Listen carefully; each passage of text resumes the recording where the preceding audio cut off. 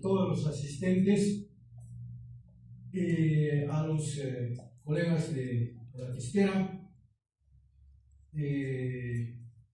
y a los que están liberando este evento por video.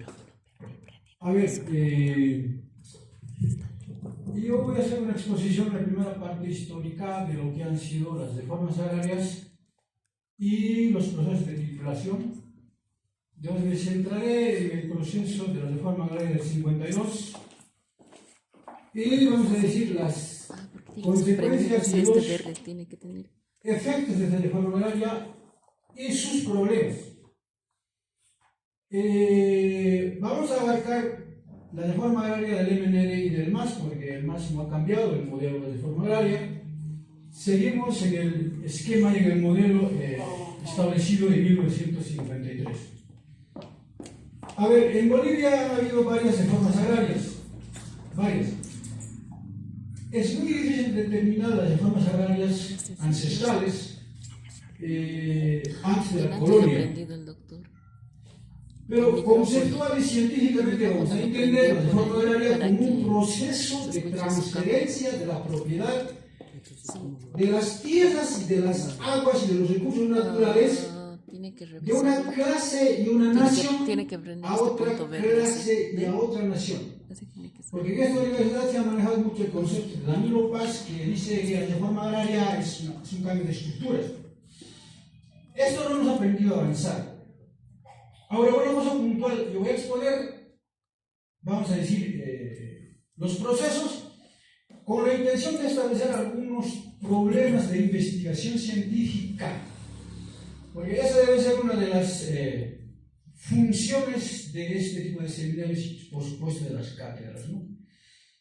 Con la llegada de los españoles se realiza la primera reforma agraria, una transferencia de las tierras, las aguas y los recursos naturales de las comunidades y naciones originarias a la monarquía española, que estaba gobernada por la reina Isabel y el rey Fernando. ¿Quién hace esta transferencia? El Papa Alejandro VI, de origen español, mediante 3 bulas papales en 1493, transfiere todas las tierras, los territorios, las ciudades, las poblaciones de indios, todo, de propiedad de las naciones originarias a propiedad de la monarquía española. Es la primera reforma agraria, pero es de carácter colonial. Ahí hay varios temas de investigación de carácter histórico. No hay casi nada escrito sobre eso. La segunda reforma agraria va a ser la segunda reforma agraria republicana, que va a comenzar en 1840 con la ley de Enfiteusis, sancionada por José Valerian. La segunda ley que le va a seguir a esa ley de Enfiteusis va a ser la ley de exvinculación, sancionada en el gobierno de Tomás Frías, para el occidente del país. Y para el oriente hay 2 leyes, la ley de tierras baldías y la ley de colonización.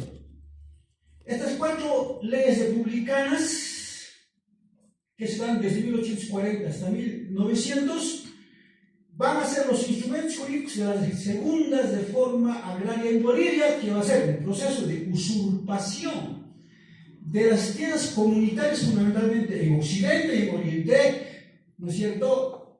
Esta usurpación de los viejos latifundistas y de los nuevos latifundistas republicanos, hispano-bolivianos, que se les van a quitar las tierras a las comunidades originarias, fundamentalmente, ¿no es cierto?, mayoritariamente Occidente, pero también en el Oriente. Estoy sintetizando al máximo. Ahí también hay muchísimos problemas de investigación científica. El proceso de usurpación de tierras en el Occidente se ha dado, ¿no es cierto?, con estas leyes se han producido los títulos de revisitas. No conozco ni una sola tesis que evalúe y haga una historia de los títulos de revisitas. Yo tengo algunos, los manejos, sería largo hablarlos de los detalles. El proceso de usurpación de tierras en el Oriente, el Chaco, la Chiquitanía, fundamentalmente la Amazonía, a partir, ¿no es cierto?, de la demanda de la quina y de la goma, de la industrialización automovilística inglesa y estadounidense, muchos capitales foráneos salían con capitales nacionales y ejecutan el proceso de usurpación de tierras en toda la Amazonía. Durísimo, con genocidio incluido. Sobre eso no conozco trabajo de investigación. La tercera reforma agraria es la reforma agraria de 1953, porque es la tercera transferencia. Las dos anteriores reformas agrarias son reformas agrarias coloniales y feudales, porque se transfieren las tierras de la propiedad de las comunidades originarias, de las naciones originarias, a la oligarquía colonial monarquista de España y a las oligarquías latifundistas de las ciudades y de los departamentos. Eso se da en la República. Hay un proceso de acumulación de fuerzas y se va a preparar la Revolución Nacional de 1952. Pero hay que decir una cosita, que también es tema de tesis.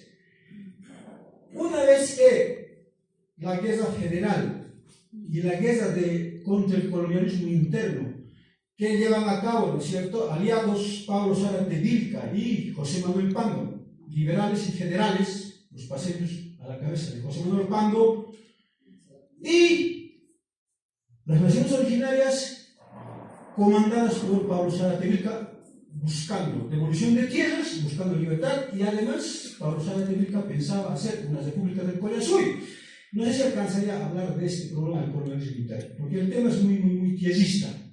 Pero bueno, en la Convención Nacional de 1900 se inauguró los famosos liberales y federales de La Paz, abandonan el federalismo totalmente y solamente traen la capital de Sucre a La Paz, y lo peor, mantienen vigentes las leyes de la usurpación de tierras de la República Colonial y Feudal, o sea, la ley de enfiteusis, la ley de desvinculación, la ley de tierras baldías y la ley de colonización para el Oriente. O sea, una hipocresía total. Además, la hipocresía llega al extremo, al cinismo, porque la oligarquía paseña, ¿no es cierto?, la dirección del Partido Liberal va a ordenar el fusilamiento, ¿no es cierto?, de Pablo Zárate Vilca, del mejor aliado que tuvo Pando y la ciudad de La Paz en la guerra federal. Los liberales llegan al poder y, con las viejas leyes de los conservadores, siguen usurpando tierras. Montes, presidente liberal, se convierte en un gran latifundista ahí en Huaquitaracó. Vayan a ver, están ahí todas sus ex haciendas, su estanquito. Igual Benedicto Goitia, Eleodoro Camacho se vuelve latifundista en Luriay. Benedicto Goitia, Eleodoro Camacho, que más que nombrar ahí, y varios liberales paseños. Entonces, para 1952, las naciones originarias, los trabajadores, la clase media, los intelectuales progresistas, están en un punto de ebullición revolucionaria, lo que Lenin llama una situación revolucionaria. Todo el pueblo está cansado y quiere acabar con el estado de la rosca minera feudal. La revolución es simple, se da en La Paz, no es un enfrentamiento y gana la revolución, se destroza el ejército y llegan al poder los menedistas. Lo van a traer a Cristo Paz solo de Argentina, donde estaba exiliado, y Hernán Siles Suazo lo posiciona como su vicepresidente y forman la Comisión de Reforma Agraria, que va a estar encausado técnicamente por Arturo Urquidi, un militante del PIR, con un militante de José Antonio Arce, el que va a plantear, ¿no es cierto?, la integración del indio a la vida nacional. Por escrito, y el libro es José Antonio Arce. Esa consigna de integrar al indio a la vida nacional para extinguir la excomunización, ¿no es cierto?, se lo va a apropiar todo el MNF. Ahora bien, el proceso de reforma agraria es más o menos simple. Hay afectación y dotación, que son las dos figuras jurídicas. Las figuras jurídicas son afectación del latifundio y dotación. Porque la ley, el decreto 34-64, prohíbe la existencia del latifundio, propiedades de gran extensión con explotación feudal. Entonces el latifundio debe desaparecer. El proceso se da, ¿no es cierto?, mediante juzgados móviles, juzgados provinciales, los vocales departamentales y arriba el presidente como MAE de la reforma agraria, que va a firmar todos los títulos en representación del Estado. Esa es la reforma agraria del 52. Ahora, ¿cómo podemos decir un pequeño atisbo de justicia social? Se devolvió en tierras.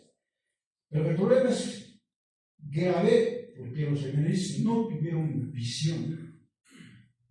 Ya, en el occidente se entregaron tierras de 3 hectáreas en zonas de producción de uva.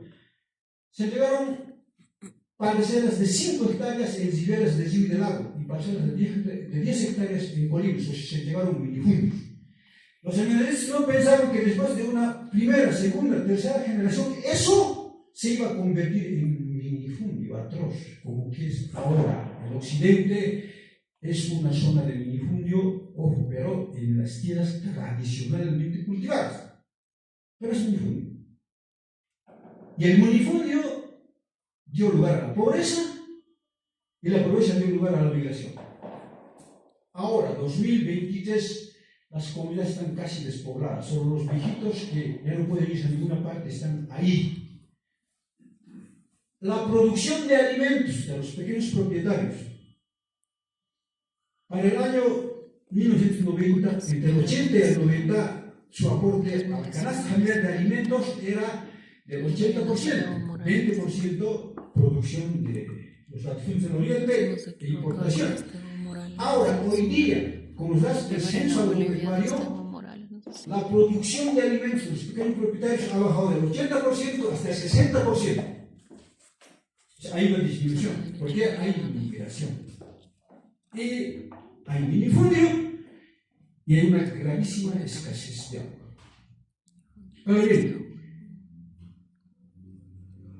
la reforma agraria es un fracaso total en Occidente, pero es un éxito en el Oriente. En el Oriente se han entregado tierras desde 200.000 hectáreas. Fíjense la diferencia.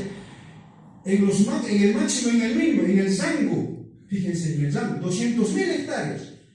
En el Oriente, claro, quitándoselo, esas tierras historias a las naciones originarias del Oriente, y en el Occidente, 3 hectáreas. Esto es una estafa. Es una estafa. No hay cómo decirlo. No puedes repartir 3 hectáreas en Occidente a los collas y darles 200.000, 190.000, 180.000, 150.000, 140.000, hasta 1.000 hectáreas en el Oriente.